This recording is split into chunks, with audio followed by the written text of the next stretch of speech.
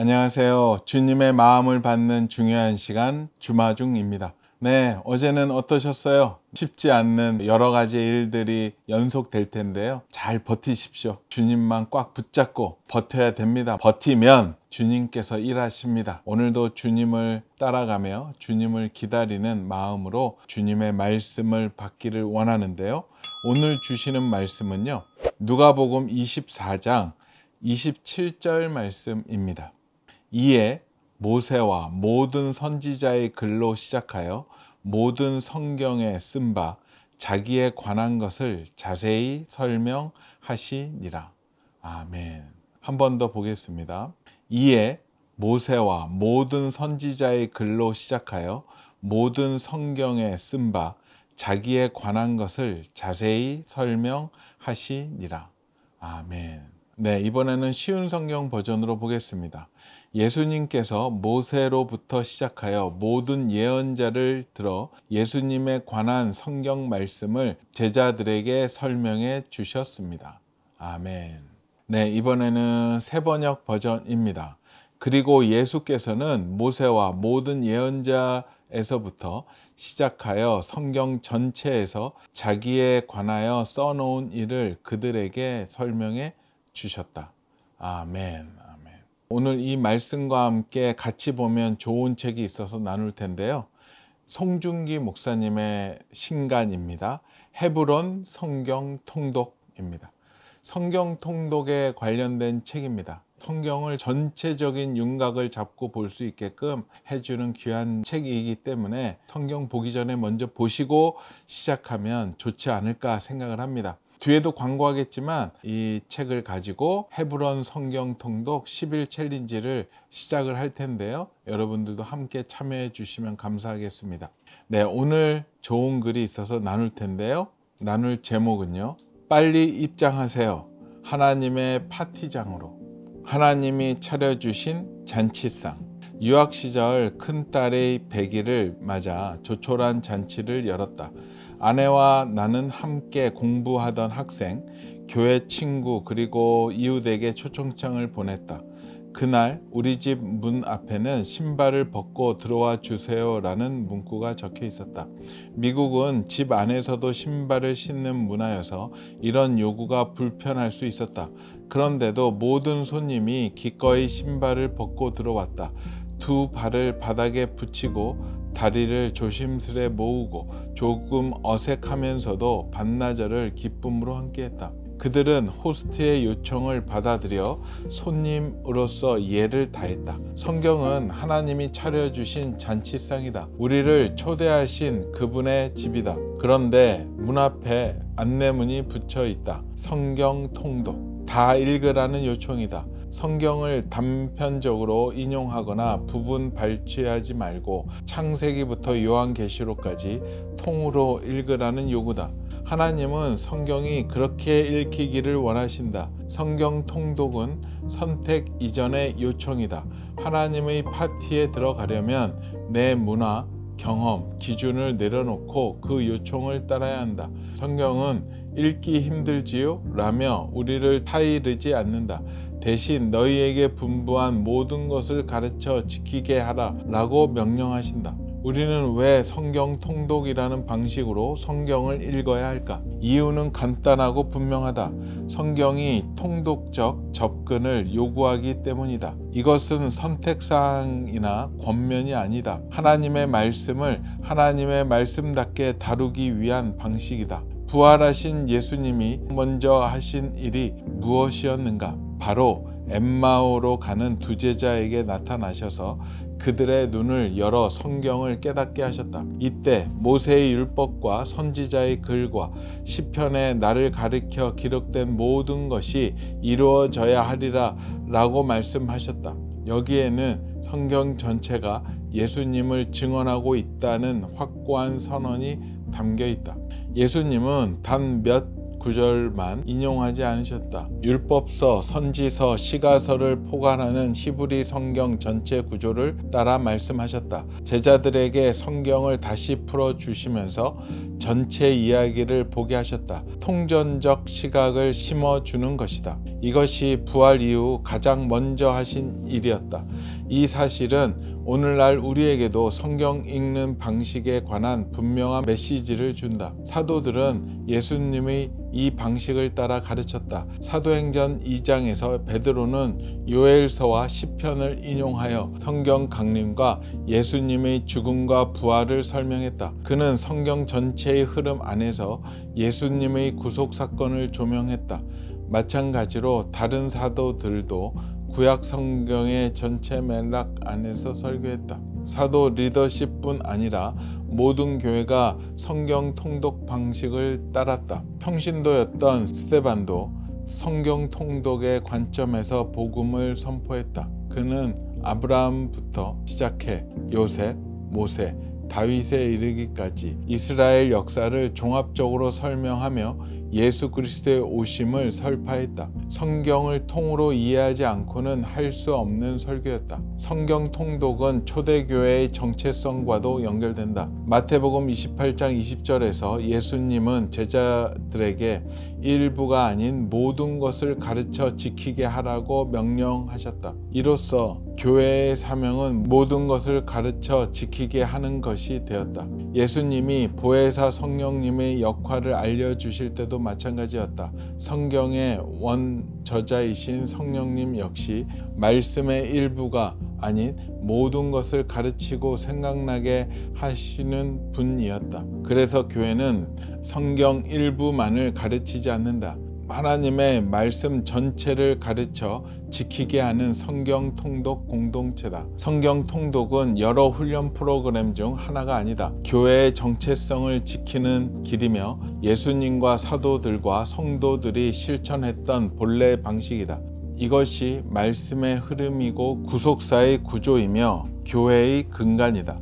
우리가 성경 통독의 길로 나아가야 하는 건 어떤 유익을 얻기 위함뿐 아니라 본래 그래야 하기 때문이다. 교회가 무엇으로 존재하는가? 교회의 본질은 건물이나 프로그램, 성도 수나 조직력에 있지 않다. 교회는 오직 말씀 위에 세워진 공동체다. 이 진리를 받아들이면 다음 질문이 따라온다.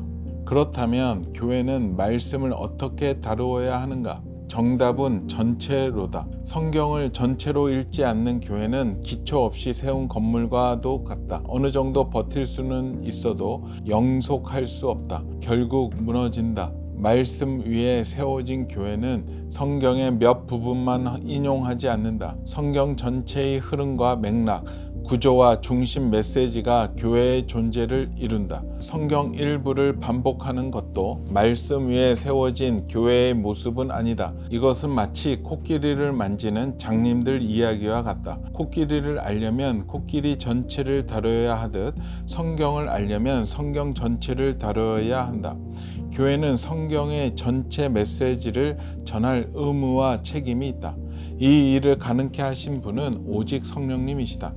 그분이 말씀 전체를 조명해 주신다. 그럴 때 부분이 살아난다. 성경 전체의 핵심인 예수 이꼬르 그리스도라는 진리가 각 부분에서도 읽히며 이는 나아가 삶의 수많은 문제와 고통에서 벗어나는 길이 된다. 그래서 초대 교회들은 이 진리를 전하는 일에 주력했다. 성경 전체를 관통해서 읽을 때 우리는 성령님의 도우심으로 예수가 그리스도이심을 체득하게 된다. 그분의 조명 없이는 성경 전체를 제대로 이해할 수 없다. 전체 그림이 없으면 각 퍼즐 조각의 의미도 사라진다. 오직 성령님을 의식할 때만 우리는 하나님의 말씀을 듣고 성경의 통전적 깊이와 폭을 경험할 수 있다. 오늘날 많은 교회가 위기를 말한다. 교인 수가 줄고 세상으로부터 신뢰를 잃었다며 안타까워한다. 그러나 진짜 위기는 성경을 부분적으로 다루는 데 있다. 교회는 하나님의 말씀을 전체로 품을 때만 그 본래 자리를 회복할 수 있다. 성경 통독은 회복의 첫걸음이다. 교회를 교회답게 세우는 기초 작업이다. 아멘. 그래요. 하나님의 그 말씀이 있는 곳이 하나님의 잔치가 열린 곳, 하나님의 파티가 열린 곳이라고도 표현할 수 있습니다. 우리가 그 말씀의 잔치, 그곳에 꼭 참여해야 됩니다. 내가 주님을 직접 만나서 주님과 1:1 가운데 이 말씀의 뜻을 배우고 깨닫고 듣는다면 그 사람은 하나님 나라 파티 안에 항상 있는 사람이 아닐까 생각이 듭니다. 일단은 통독의 의도를 좀 알아야 될 것 같아요. 말씀의 이야기가 바로 우리가 먼저 깨달아야 될 영역이 아닌가 생각이 듭니다. 그래야만 우리가 이 땅을 살아갈 수 있어요. 시편 119편 105절에 보면 주의 말씀은 내 발의 등이요 내 길의 빛이니이다. 우리가 어떠한 곳에 도착했었을 때 어두우면 아무것도 못합니다. 먼저 등을 찾죠. 그 등을 찾아서 그 길을 찾아갑니다. 성경 읽는 게 목표가 아닙니다. 끝도 아닙니다. 그 목표에게 다가가는 하나의 과정이 되겠죠. 그 목표점에 도달할 수 있는 길은 두 가지 길 외에는 없습니다. 말씀으로 주님을 만나고 기도로 주님과 교통하는 것. 우리가 말씀을 볼 때 전체를 봐야지만 올바르게 하나님을 이해할 수 있는 길로 간다라는 것. 예수님이 이야기하세요. 성경 전체에서 예수 그리스도에 관하여 써놓은 일들을 이야기해 주시는 거죠. 성경 전체를 예수님의 관점으로 관통을 하는 거죠. 그것이 우리가 말하는 구속사적 성경 읽기도 연결이 될 수 있는 거고요. 하나님은 통독하는 사람들을 통해서 그 마음을 보여주시죠. 그분의 음성을 들려주시기도 하시고 그 모든 것을 가지고 하나님이 그 역사를 이루어 가십니다. 그렇기 때문에 우리는 꼭 통독을 해야 되는 거고요. 그 말씀이 인도하고 리드해 가는 순간 우리는 예수와 함께 동행하는 것이 되고요. 그러면은 우리가 이 땅에서 겁날 것도 없고 못할 것도 없고 행복하고 즐겁게 그 길을 갈 수 있는 것, 그 길이 바로 말씀으로 따라가는 것이라고 생각을 합니다. 성경을 한 번, 두 번 보고 나서 알 정도의 수준의 성경책은 절대 아닙니다. 성경은 10독 이상, 20독 이상은 넘어가야 될 거라고 생각이 듭니다. 한 번 돌고 또 한 번 돌고 그 다음 번 가면은요, 보이지 않던 것들이 보이기 시작을 하더라고요. 그래서 계속 반복해야 된다는 이야기들을 많이 하는 것 같아요. 여름 휴가 때 제주도를 자주 갑니다.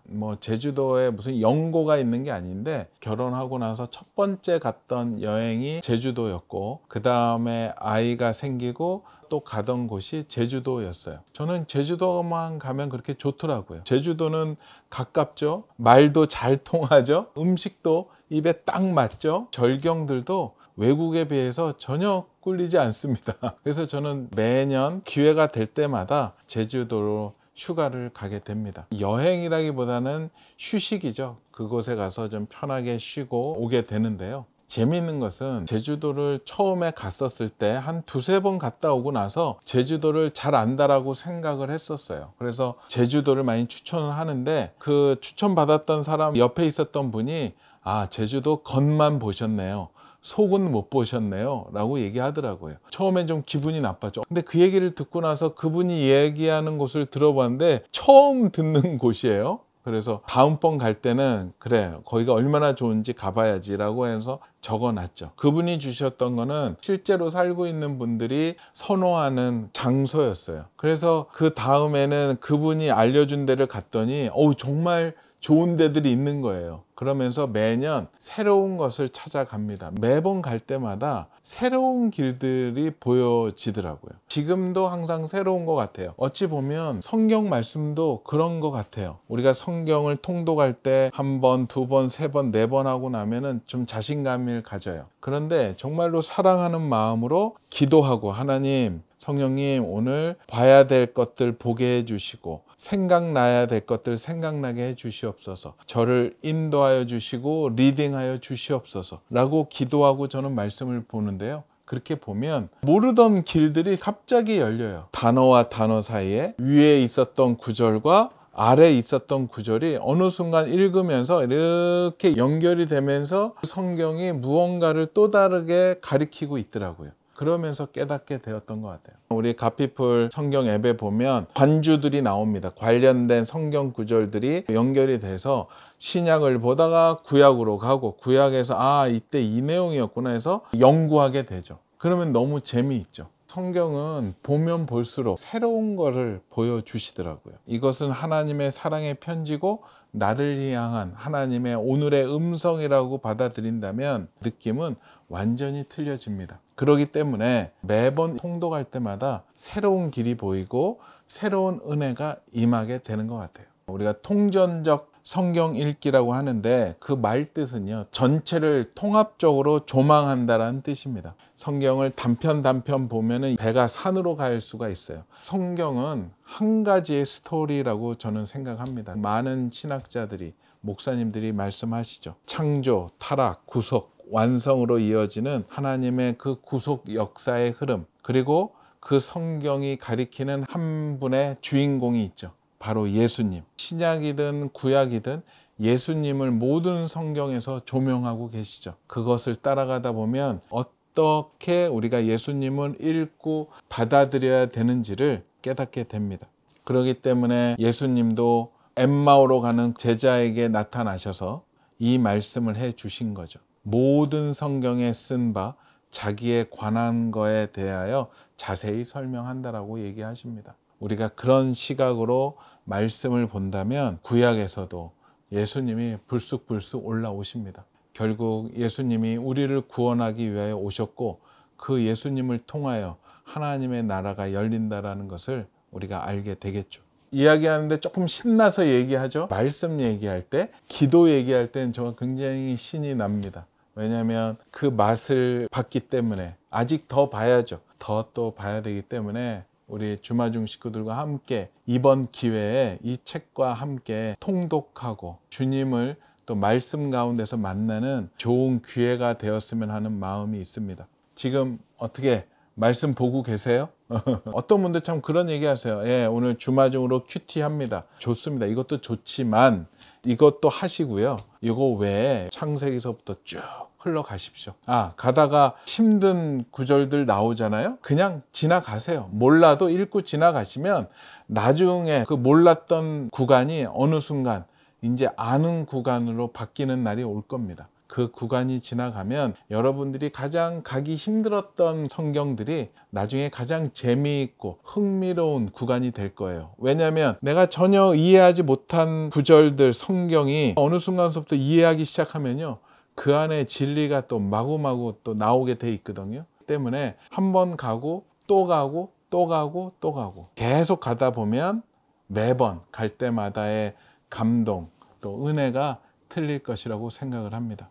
네, 오늘 말씀 가운데 또 좋은 내용 있어서 같이 나누겠습니다. 이 일을 가능케 하시는 분은 오직 성령님이시다. 그분이 말씀 전체를 조명해 주신다. 그럴 때 부분이 살아난다. 성경 전체의 핵심인 예수 이꼬르 그리스도라는 진리가 각 부분에서도 읽히며 이는 나아가 삶의 수많은 문제와 고통에서 벗어나는 길이 된다. 그래서 사도들과 초대 교회들은 이 진리를 전하는 일에 주력했다. 성경 전체를 관통해서 읽을 때 우리는 성령님의 도우심으로 예수가 그리스도이심을 체득하게 된다.